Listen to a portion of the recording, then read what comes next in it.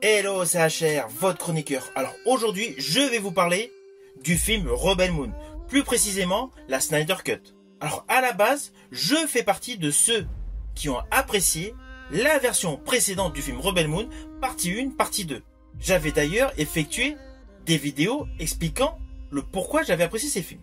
Alors dans cette version, il y a beaucoup de détails supplémentaires.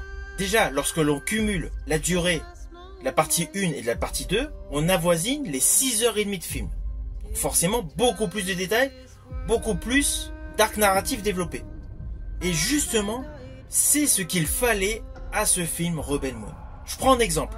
Concernant la partie 1 de la Director's Cut, nous découvrons donc 20 minutes supplémentaires en intro, nous présentant donc un carnage sur une planète, avec notamment un jeune homme qui est obligé de tuer son père d'une manière très particulière.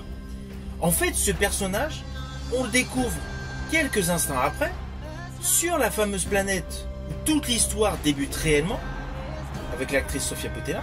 Ce personnage que nous avions vu en intro est celui qui était contre l'agression de la jeune femme par les militaires. Justement, voilà, on comprend mieux le pourquoi du comment cet individu a une mentalité différente des autres soldats. Cela rajoute de la profondeur à son personnage. Et on comprend aisément le pourquoi il est en totale discorde sur le plan raisonnement et essentiellement sur le plan émotionnel. Et en fait, dans ce film, au fur et à mesure qu'on progresse dans l'histoire, en fait, il y a beaucoup plus d'épaisseur à tous les personnages de ce film Rebel Moon. Ils sont davantage travaillés. Et je rajouterais que chaque plan séquence apporte une plus-value en nous permettant une totale immersion dans le monde de Snyder. Un truc tout bête.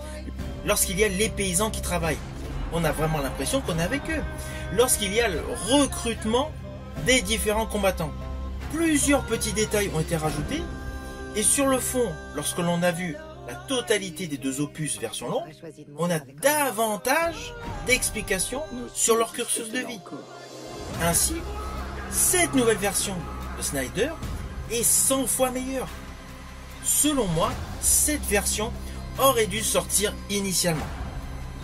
Elle est beaucoup plus travaillée, essentiellement en termes de structure narrative, en termes de travail des personnages. Au final, je vous invite naturellement à découvrir sur Netflix cette nouvelle version de Rebel Moon, partie 1, partie 2. Elle est 100 fois meilleure que la précédente. Je vous dis à bientôt pour une prochaine vidéo.